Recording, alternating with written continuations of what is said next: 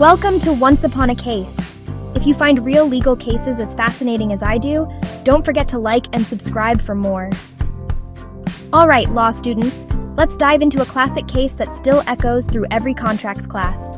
Ricketts v. Scothorn, decided in 1898.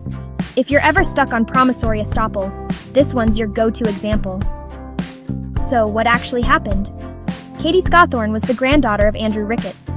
One day, Ricketts gave her a promissory note for $2,000, a hefty sum back then, saying she wouldn't need to work anymore.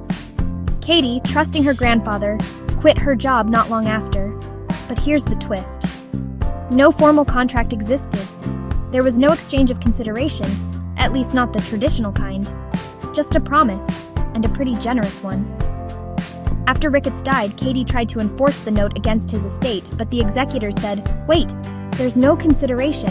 This is just a gift, not a contract." The trial court sided with Katie and the estate appealed. The key question became, can a promise be enforced if there's no classic consideration? This is where promissory estoppel comes into play. The Nebraska Supreme Court said, even without traditional consideration, if someone reasonably relies on a promise and changes their position, like quitting a job, then it would be unfair not to enforce that promise. That's exactly what happened here. The court found that Ricketts intended for Katie to rely on his promise, and Katie did just that. The loss wasn't monetary up front, but it was very real. She gave up her job based on what her grandfather said. The court ruled in favor of Katie. The key takeaway? Sometimes reliance can substitute for consideration. Why does this case matter to you? Because it's the bedrock for promissory estoppel in American law.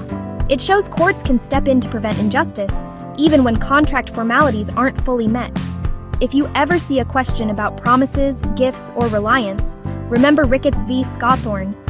It's a story about trust, family, and how the law balances fairness with technical rules. So next time you flip through your contract's outline, keep this case in mind. It's not just about old money and promissory notes.